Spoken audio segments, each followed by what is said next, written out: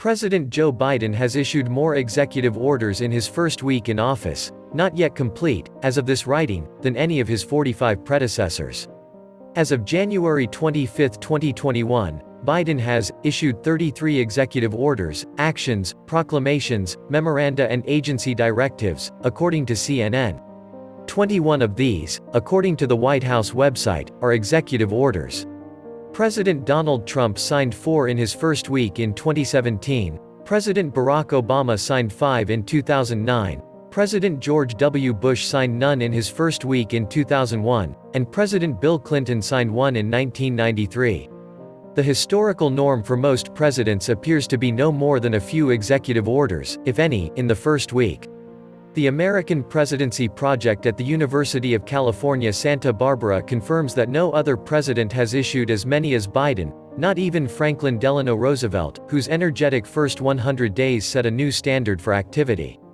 President Joe Biden said Monday that Americans could expect to continue dealing with the coronavirus pandemic into the early fall.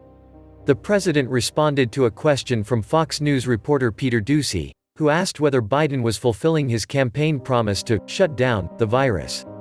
"I'm going to shut down the virus, but I never said I'd do it in 2 months," Biden said and added, "It's going to take a heck of a lot of time."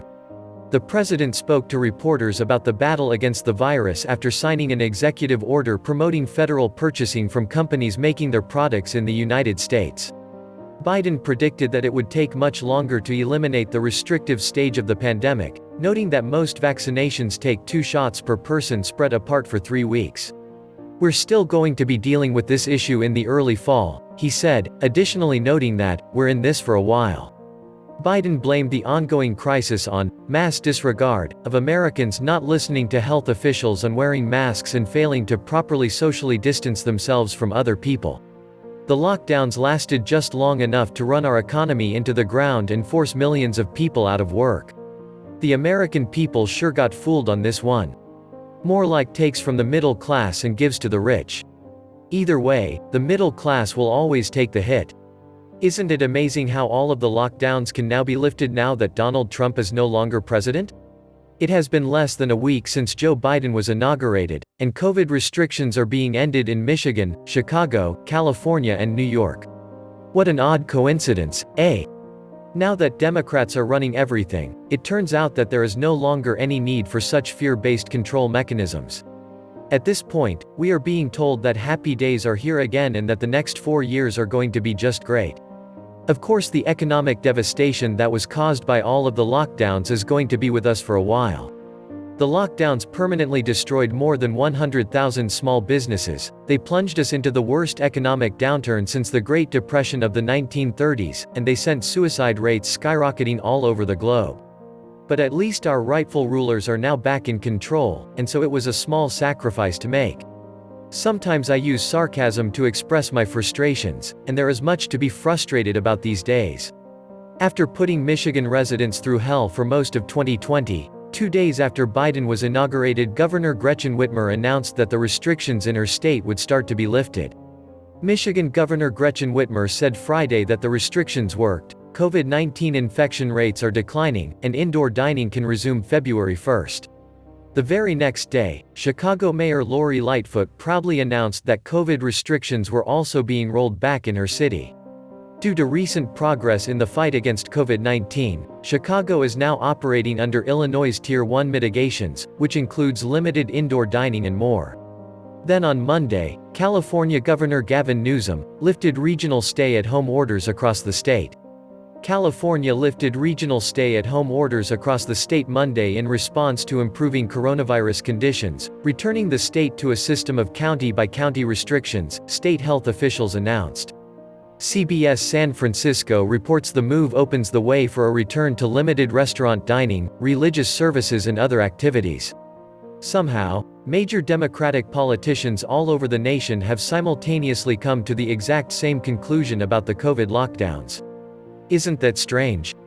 Of course, there are some that are suggesting that all of this is a little bit too convenient. For example, this is what Steve Cortes posted on Twitter. Michigan, Chicago, now California. It's almost as if the science changed once Biden became president. How convenient for Whitmer, Lightfoot, and Newsom. Using small businesses, churches, schools, and citizens as pawns in a crass political game is evil. Steve must not have heard the latest, because we just got big news out of New York. The spread of COVID-19 has slowed enough in New York that Governor Andrew Cuomo plans to ease the extra restrictions some parts of the state have been living under for months. Cuomo said today he expects to announce changes to the state's COVID cluster zone soon. It would be the first update to the cluster zones in weeks. They could have at least waited for a couple of weeks to make it look better.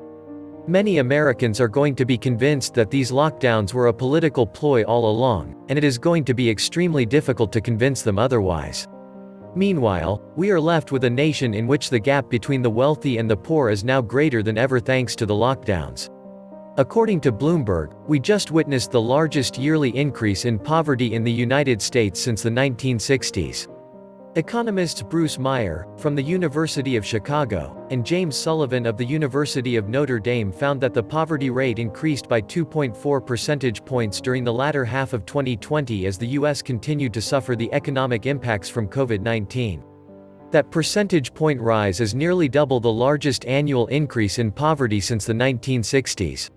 This means an additional 8 million people nationwide are now considered poor. Moreover, the poverty rate for Black Americans is estimated to have jumped by 5.4 percentage points, or by 2.4 million individuals. Of course, we have also seen poverty rates explode elsewhere around the world, and Oxfam is warning that on a global basis we just witnessed the greatest rise in inequality since records began. As featured in a recent Oxfam study which also sought to assess the financial impact of the pandemic, up to 500 million people globally have been newly pushed into poverty, while at the same time the world's 10 richest men made a combined $540 billion over the same time frame. Oxfam is calling it evidence of the greatest rise in inequality since records began. The rich are getting richer and the poor are getting poorer. Meanwhile, the horrific civil unrest that I warned was coming is now raging all over the planet. In fact, one group of protesters in the Netherlands just blew up a bridge.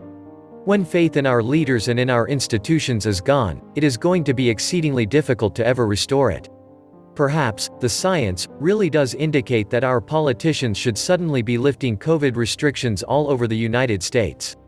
But even many Democrats are going to admit that it looks incredibly suspicious for them to be doing this in coordinated fashion just days after Biden was inaugurated. In life, and especially in politics, perception can be everything. However, even if there is funny business going on, we should all be glad that the lockdowns are finally starting to end because that will definitely help the economy. Let us hope that economic conditions in this country will improve for at least a short period of time as we wait for the next shoe to drop. This was the Nomad Economist. Please like, share, leave me a comment, subscribe. And please take some time to subscribe to my backup channels. I do upload videos there too. You'll find the links in the description box. You will also find a PayPal link if you want to make a donation. Thank you wholeheartedly to all those of you who have already donated. And thanks for your valuable feedback. Stay safe and healthy, friends.